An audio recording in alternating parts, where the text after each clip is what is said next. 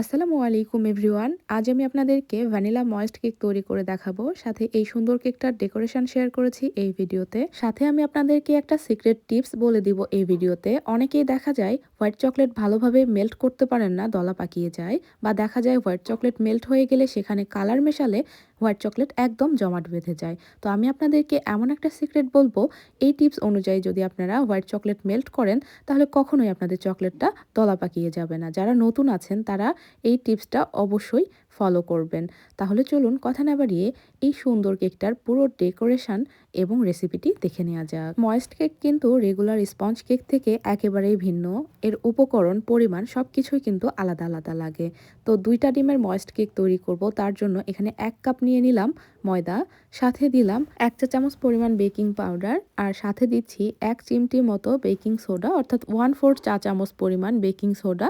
Baking soda এই কারণেই দিচ্ছি কেননা ময়েস্ট কেকের ভেতরে আমরা তরল উপকরণ ব্যবহার করব, সেজন্য সোডাটা দেওয়ার চেষ্টা করবেন। এখন এই সব কিছুকে একসাথে চেলে নিতে হবে। চেলে খুব ভালো মতো মিশিয়ে নিয়ে একপাশে রেখে দিচ্ছি।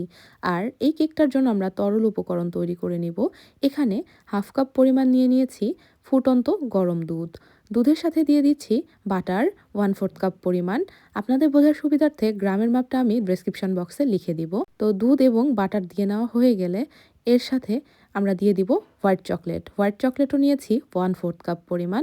তো এই চকলেটটাকে আমি একদম ছোট ছোট করে কেটে নিয়েছি যাতে করে খুব সহজেই মেল্ট হয়ে যায়। তো বাটার, দুধ এবং চকলেট খুব ভালো মতো আমাদেরকে মিশিয়ে নিতে হবে। এই 3টা উপকরণ একসাথে মিশিয়ে নেওয়া হয়ে গেলে একপাশে রেখে দিচ্ছি। দেখুন খুব সহজেই মেল্ট হয়ে গেছে। আর এটা হালকা গরম থাকা অবস্থায় কিন্তু আমাদের কেকের ভেতরে ব্যবহার করতে হবে। তাই একটু ঢেকে রেখে দিচ্ছি একপাশে। আর খুব দ্রুতই আমি ডিমের যে প্রিপারেশন সেটা করে নিচ্ছি। এখানে একটা শুকনো বাটিতে রুমের স্বাভাবিক তাপমাত্রায় থাকা 2টো ডিম ভেঙে নিয়েছি। ময়েস্ট কেক তৈরি করার সময় ডিমের কুসুম আলাদা করার কোনো প্রয়োজন নেই। এর সাথে দিয়ে দিব 1/3 কাপ পরিমাণ চিনি। আপনারা মিষ্টি যদি বেশি খেতে পছন্দ করেন 1/2 কাপ পরিমাণ দিবেন। তো চিনি এবং ডিমটাকে আমরা বিট করছি যতক্ষণ না চিনিটা প্রপার গলে যাচ্ছে আর ডিমটা হালকা সাদাটে হয়ে আসছে। এখানে 8 লেখার মতো ফোম না হলেও চলবে, অর্থাৎ স্পঞ্জ কেকের জন্য আমরা যেরকম ফোম তৈরি করি সেরকম ফোম তৈরি করার কোনো প্রয়োজন নেই। তো চিনিটা প্রপারভাবে গলে গেছে। এখন যে লিকুইড মিশ্রণটা ছিল সেটা দিয়ে দিব। আর এই পর্যায়ে লিকুইডটা হালকা গরম আছে, গরম থাকা অবস্থাতেই দিতে হবে, বেশি গরম না, হালকা গরম। আর দিলাম 1/2 চা চামচ পরিমাণ ভ্যানিলা এসেন্স। এখন এই সব কিছু জাস্ট 5 সেকেন্ড মতো বিট করে অফ করে দিব, ওভার মিক্স করা যাবে না। এখন যে শুকনো উপকরণটা আমরা চেলে রেখেছিলাম সেটা একবারে দিয়ে দিলাম। দিয়ে খুব ভালোভাবে মিশিয়ে নিতে হবে। এখানে মানে আলতো হাতে মেশানোর প্রয়োজন নেই। শুধুমাত্র লক্ষ্য করবেন ব্যাটারটা যেন স্মুথ হয়। এখানে যেন দলা পাকিয়ে না থাকে। একদম সুন্দর একটা স্মুথ ব্যাটার হয়। আমরা পাউন্ড কেক তৈরি করি না, ঠিক সেরকম একটা ব্যাটার এখানে তৈরি করতে হবে। তো আমার ময়েস্ট কেকের ব্যাটার একদম রেডি। এর ঘনত্ব আমি আপনাদেরকে দেখিয়ে দিচ্ছি। এরকম হালকা একটা রানি টাইপের ব্যাটার হবে। ঘন, পাতলা এরকম হবে না। মিডিয়াম কনসিস্টেন্সির একটা ব্যাটার আমাদেরকে তৈরি করে নিতে হবে। 2 ডিমের এই ময়েস্ট কেক সবসময় চেষ্টা করবেন 6 ইঞ্চি বা 5 ইঞ্চি মোল্ডে বেক করতে। তো আমি একটু কেকটাকে ফ্ল্যাট করব, সেজন্য একটু বড় সাইজের মোল্ড নিয়েছি, অর্থাৎ 7 ইঞ্চি মোল্ড নিয়েছি। মানে আমি যে ডিজাইনটা করব তার জন্য 7 ইঞ্চি মোল্ডই আমাদেরকে নিতে হবে। কারণ যে চকলেটের ফ্রেমটা বসাবো আমরা সেটা 7 ইঞ্চি সাইজের মোল্ডেই আমাদেরকে বেক করে নিতে হবে কেকটা। তা না হলে দেখা যাবে যে 6 ইঞ্চিতে যদি করি তাহলে সেটা দেখতে ভালো লাগবে না। তো যাই হোক, 7 ইঞ্চি একটা মোল্ডে সম্পূর্ণ ব্যাটারটুকু ঢেলে এখন ট্যাপ করে ওভেনে 170 থেকে 180 ডিগ্রি তাপমাত্রায় আপ ডাউন হিট অন রেখে 40 থেকে 45 মিনিটের জন্য বেক করে নিব। ময়েস্ট কেক হতে একটু সময় বেশিই লাগে। আর ময়েস্ট কেক কিন্তু বেশি ফোলে না, হ্যাঁ? তো ওইটা হতে থাক ওইদিকে। আর এখন আমরা চকলেটের যে ফ্রেম ওইটা তৈরি করে নিব, চকলেট গানাশ তৈরি করে নিব, বিভিন্ন টপার তৈরি করে নিব।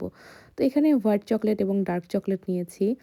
তো প্রথমে আমি ডার্ক চকলেট মেল্ট করে যে চকলেটের ফ্রেমটা আপনারা দেখলেন প্রথমেই, সেটা তৈরি করে নিব।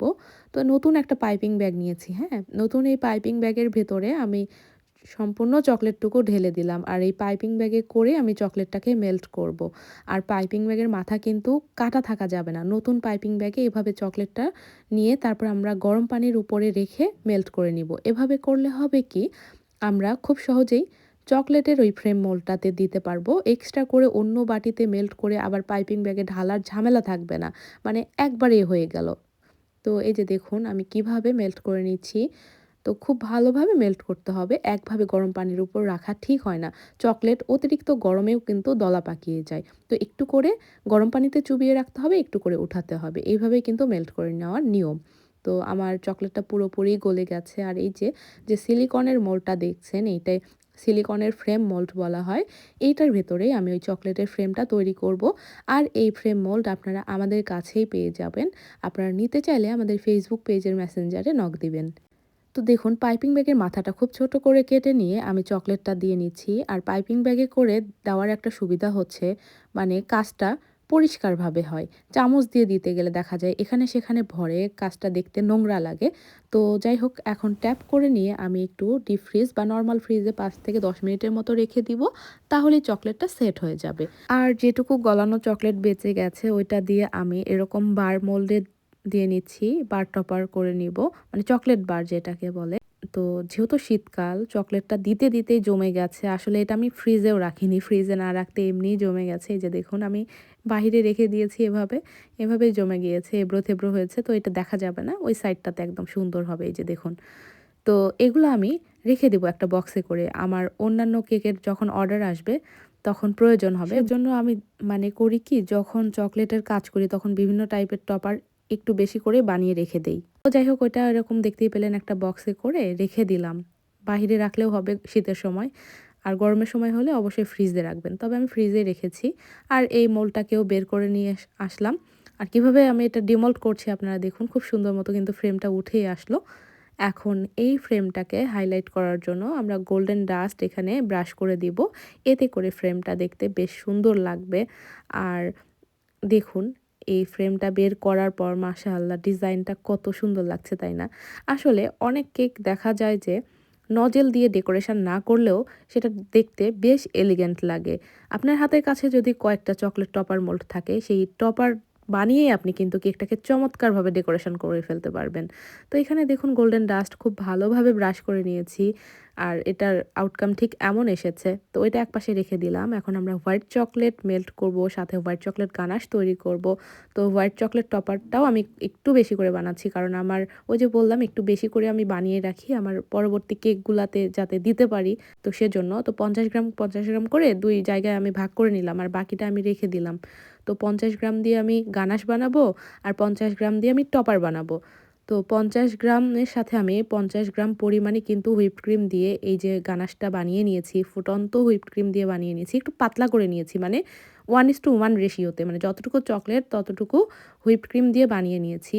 সচরাচর 1:2 রেশিওতে আমি বানাই, মানে যতটুকু চকলেট তার অর্ধেক পরিমাণ হুইপড ক্রিম দিয়ে। কিন্তু আজকে একটু পাতলা গানাশ করেছি, সেটা পরে বলবো কেন করেছিলাম। আর এখন আমরা এখানে টপার তৈরি করার জন্য হোয়াইট চকলেটটাকে গলিয়ে নিব। টপার তৈরি করার সময় লক্ষ্য রাখবেন বাটির ভেতরে যেন কোনোভাবেই কোনো পানি বা লিকুইড কোনো কিছুই না পড়ে, তাহলে মেল্ট হবে না, দলা পাকিয়ে যাবে। তো একটুখানি সয়াবিন তেল দিয়ে দিলাম। দেখতেই পেলেন, খুবই সামান্য সয়াবিন তেল দিলাম। এই তেল দেওয়ার বেনিফিট হচ্ছে চকলেটটা গলানোর সময় জমাট বেঁধে যাওয়ার ভয় কম থাকে। চকলেটটা দেওয়ার পর হালকা হাতে একটু মিশিয়ে নিয়েছি। খুব বেশি নাড়াচাড়া করা যাবে না, তাহলে তেল ছেড়ে দেয় চকলেট থেকে। আর গরম পানির পাত্রের উপরে আমি 5 থেকে 10 সেকেন্ড রেখে দিচ্ছি। এরপর পাত্র থেকে উঠিয়ে কিন্তু মিশিয়ে নিচ্ছি। একভাবে গরম পানির পাত্রের উপরে কখনোই রাখবেন না, অতিরিক্ত হিটে চকলেট জমাট বেঁধে যায়। তো দেখুন আমি কিভাবে করছি, একটু করে রাখছি, যখন বাটিটা খুব ভালো মতো গরম হয়ে যাচ্ছে তখন আবার উঠিয়ে নেড়ে নিচ্ছি। মানে একটু করে গরম পানিতে রাখতে হবে, আবার উঠিয়ে নিয়ে নাড়তে হবে। এভাবেই কিন্তু আমাদেরকে চকলেটটা মেল্ট করে নিতে হবে। এখন আমি কালার মিশিয়ে দিচ্ছি। এখানে ট্রান্সের অয়েল বেস কালার ব্যবহার করেছি। আর যেহেতু তেল দেওয়া আছে, এটা জমাট বেঁধে যাওয়ার প্রশ্নই আসে না। তার উপরে অয়েল বেস কালার, সেজন্য আরোই জমাট বাঁধবে না। আপনাদের কাছে যদি অয়েল বেস কালার না থাকে কোনো সমস্যা নেই, যে কোনো কালার মেশাতে পারবেন। ওই যে একটু সয়াবিন তেল দিয়ে নিবেন, তাহলে যে কোনো কালার মেশাতে পারবেন, জমাট বেঁধে যাবে না। তো এই চকলেটটা দিয়ে আমি এরকম পিনাটা মোল্ডে একটা টপার তৈরি করে নিব। তো দেখুন, খুব ভালোভাবে পিনাটা মোল্ডে আমি চকলেটগুলো দিয়ে নিচ্ছি। খুব দ্রুত দেওয়ার চেষ্টা করবেন, যেহেতু শীতের সময় খুব তাড়াতাড়ি জমাট বেঁধে যায়। গরমের সময় হলে আবার এই ঝামেলাটা থাকে না। এখন আমি একটু হালকা ট্যাপ করে এটাকেও ফ্রিজে রেখে দিব। তো নরমাল ডিপ যে কোনোটাতে রাখলেই হবে। আর কেকটাও এদিকে হয়ে গেছে মাশাআল্লাহ, দেখুন কি সুন্দর একটা আউটকাম এসেছে। তো আমি একটা মানে ভুল করে ফেলেছিলাম, কেকটা সাইড দিয়ে ভালো করে আলগা না করতেই উপর করে ডিমোল্ড করতে যেয়ে কেকটা ভেঙে ফেলেছিলাম। তো এটা আপনারা করবেন না। ভালোভাবে ডিমোল্ড করার সময় লক্ষ্য করে সাইডটা আলগা করে নিবেন। তো ২ টা ভাগে ভাগ করছি যেহেতু ফ্ল্যাট হয়েছে কেকটা, ওইজন্য ২ টা ভাগে ভাগ করছি। আর ট্রাস্ট মি, এই কেকটা খেতে যে কি অসম্ভব মজার হয়ে থাকে আপনারা না বানালে বুঝতে পারবেন না। খালি মুখেই খেতে পারবেন ময়েস্ট কেকটা। আর যেহেতু ময়েস্ট কেক, এখানে সুগার সিরাপ দেওয়ার কোনো প্রয়োজন নেই। কেকটা অনেক সফট, হাত দিয়ে ধরলেই ভেঙে যায়। কিন্তু স্পঞ্জ না, যেহেতু এটা স্পঞ্জ কেক না ওইজন্য। আর এই কেকটা একটু কম ফুলবে, এটাই স্বাভাবিক। এতে ভয় পাবার কিছু নেই। এখন ডেকোরেশন করে নিচ্ছি। ৭ ইঞ্চি মোল্ডে যেহেতু বেক করেছিলাম, এইজন্য ১২ ইঞ্চি বোর্ড এখানে নিয়েছি। বোর্ডে সামান্য ক্রিম লাগিয়ে নিয়ে আমি একটা স্লাইস বসিয়ে ওই যে পাতলা একটা গানাশ তৈরি করে রেখেছিলাম, সেইটাই দিয়ে দিচ্ছি। এখানে সুগার সিরাপ আমি দিচ্ছি না, এই গানাশটাই দিব। কেকের উপরেও ডিরেক্ট দিয়ে দিচ্ছি। এরপর ক্রিম দিয়ে আবারও উপরে দিয়ে দিব। আর ক্রিমের রেসিপি আলাদা করে দিলাম না। আসলে ট্রপিক্যাল হুইপড ক্রিমটাই এখানে ব্যবহার করেছি। রেগুলার ক্রিম যেভাবে তৈরি করি সেভাবেই ঠিক তৈরি করেছিলাম। তো উপরের যে লেয়ারটা ওইটাও দিলাম। দেখেন কিরকম বিধ্বস্ত চেহারা হয়েছে। একদম মানে আমি ঢালতে যেয়ে ভেঙে ফেলেছি পুরাটাই। তো যাই হোক, ওইটা আসলে সমস্যা নেই। মেকআপ করিয়ে দিলে একদম সুন্দর লাগবে। কিছুই বোঝা যাবে না।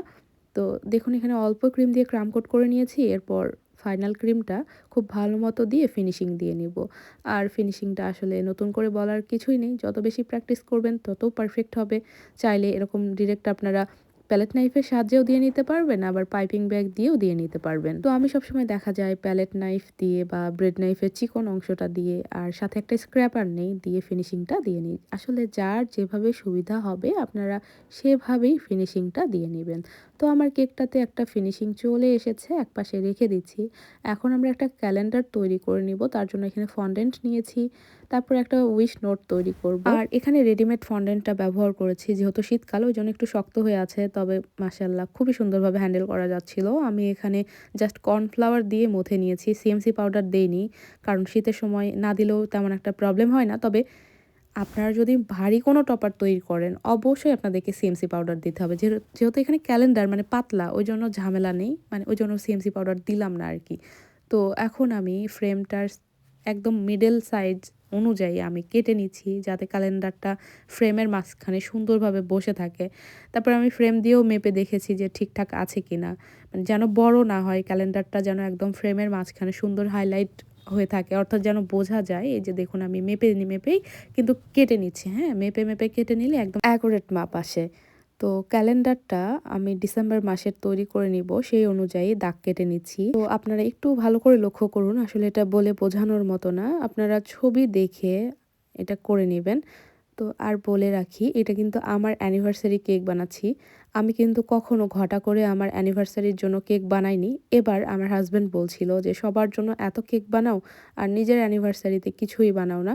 এবারে আমাদের জন্য হলেও একটা সুন্দর একটা কেক বানাও।" তো ভাবলাম যেহেতু বলছে তাহলে বানিয়েই ফেলি। আসলে মানে বানানোই হয় না কেন জানি। নিজেদের বেলাতে এসে এত অলসতা লাগে। তো আমাদের ডিসেম্বরের ২০২৫ সালে ১২ বছর পূর্ণ হলো আলহামদুলিল্লাহ।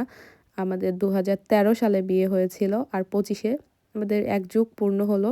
সবাই আমাদের জন্য দোয়া করবেন যেন আমরা বাকিটা জীবন এভাবেই একসাথে কাটিয়ে দিতে পারি। আর ভাবলাম অনেকদিন থেকে এরকম ক্যালেন্ডার থিম কেকগুলো বানানোর খুব ইচ্ছে, কিন্তু কেন জানি বানানোই হয় না।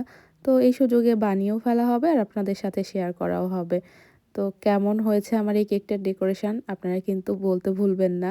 আর এই কথা বলতে, বলতে আমার ক্যালেন্ডারটাও রেডি হয়ে গেছে। আর যেখানে ফাঁকা রেখেছিলাম মানে ২৫ তারিখ, সেখানে আমি এরকম হার্ট বানিয়ে নিলাম রেড এডিবল পেন দিয়ে। আর হ্যাঁ, এই পেনের কালিগুলো কিন্তু খাওয়া যায়। যারা নতুন তারা কিন্তু ভয় পাবেন না যে এগুলো দিয়ে কেন করছেন। আসলে এডিবল পেনের কালি খাওয়া যায়, সমস্যা হয় না। তো আমাদের ২৫ তারিখে বিয়ে হয়েছিল ডিসেম্বরের। তো এখানে আরেকটা উইশ নোট তৈরি করছি। যেহেতু ১ যুগ পূর্ণ হলো, সেজন্য আমি এখানে ভালোবাসার ১ যুগটা লিখে নিচ্ছি। আর ফন্ডেন্টের উপর লেখার সময় আপনারা হালকা হাতে লিখে নিবেন। খুব জোরে প্রেস করলে কিন্তু ছিঁড়ে যায়, লেখাটাও ছড়িয়ে যায়। মানে কলমটা খুব হালকা হাতে ধরে কিন্তু লিখে নিতে হয়। তো আমার এই যে উইশ নোটটা একদম রেডি। এখন এই সাইডটা ফাঁকা, ফাঁকা লাগছে, সেজন্য আমি একটু গোল্ডেন ডাস্ট কালার দিব। তো ফন্ডেন্টের উপরে তো আর গোল্ডেন ডাস্ট কালার শুকনো দেওয়া যাবে না। এইজন্য গোল্ডেন ডাস্টটা একটু গুলিয়ে নিতে হবে, অর্থাৎ লিকুইড করে নিতে হবে। তার জন্য এখানে ভ্যানিলা এসেন্স দিলাম। ভ্যানিলা এসেন্সটা দিয়ে খুব ভালো মতো মিশিয়ে নিচ্ছি। যেকোনো পাতলা এসেন্স দিয়ে আপনারা এই লিকুইডটা তৈরি করে নিতে পারবেন। এখন তুলির সাহায্যে আমি সাইডটাতে এভাবে লাইন টেনে নিচ্ছি বা বর্ডার দিয়ে নিচ্ছি, এতে করে দেখতে ভালো লাগবে। তো মোটামুটি সব কাজ শেষ। এখন ডেকোরেশনের পালা। তো আমরা যে ফন্ডেন্টের ক্যালেন্ডারটা তৈরি করে রেখেছিলাম সেটা কেকের উপরে বসিয়ে দিচ্ছি খুব সাবধানে। ১ম এ একটু আমি মার্ক করে নিয়েছিলাম কোথায় বসাবো। বসানোর পর যে ফ্রেমটা তৈরি করে রেখেছিলাম সেটাও দিয়ে দিলাম। তো মাশাআল্লাহ দেখুন ফ্রেমটা দেওয়ার পর কেকের লুকটাই পুরাই চেঞ্জ। এখন যে নোটটা তৈরি করে রেখেছিলাম সেটা বোর্ডের উপর এভাবে বসিয়ে দিচ্ছি। আর এটা কিন্তু আমার ডিজাইন না, হ্যাঁ? আমি একটা আপুর পেজে এই ডিজাইনটা দেখেছিলাম। ওই আপুর ডিজাইনটাকে এরকম রিক্রিয়েট করার চেষ্টা করেছি। অল ক্রেডিট সেই আপুটার। মানে ডিজাইনটা মাশাআল্লাহ এত সুন্দর লেগেছিল। তখন থেকেই ভেবেছিলাম যে এই ডিজাইনটা বানাবো। তো ওই যে পিনাটা হার্টগুলো বানিয়ে রেখেছিলাম সেগুলো ফ্রিজ থেকে বের করে এনে ডিমোল্ড করে তারপরে কেকের উপরে বসিয়ে দিচ্ছি। মোট ৬ টা হার্ট এখানে বসিয়ে দিব। তো লাভগুলোকে একটু হাইলাইট করার জন্য এর উপরে আমরা যে লিকুইডটা তৈরি করলাম গোল্ডেন ডাস্টের সেটা দিয়ে নিব। এতে করে লাভগুলো দেখতে বেশ হাইলাইট লাগবে আর ভালো লাগবে আরকি। তো তুলির সাহায্যে আমি লাভগুলোর উপরে সেই গোল্ডেন ডাস্টটা দিয়ে নিচ্ছি। তো এখানে সবগুলো হার্টে আমার গোল্ডেন ডাস্ট লাগানো শেষ। এখন কেকের সাইডে যে অসমান অংশগুলো আছে সেখানে আমি তুলির সাহায্যে হালকা হাতে গোল্ডেন ডাস্টটা লাগিয়ে নিই। এরপর গোল্ডেন কালারের সুগার বল দিব, তাহলে আমার কেকটা ডেকোরেশন করে নেওয়া কমপ্লিট হয়ে যাবে। আপনাদের কাছে কেমন লেগেছে আজকের এই কেকের রেসিপি প্লাস ডেকোরেশন অবশ্যই কমেন্ট বক্সে জানাবেন। ভুল ত্রুটি হলে ক্ষমা সুন্দর দৃষ্টিতে দেখবেন। আজকের মতো ভিডিওটি তাহলে এখানেই শেষ করছি। কথা হবে পরবর্তী ভিডিওতে। সে পর্যন্ত সবাই অনেক বেশি ভালো থাকবেন, সুস্থ থাকবেন। আল্লাহ হাফেজ।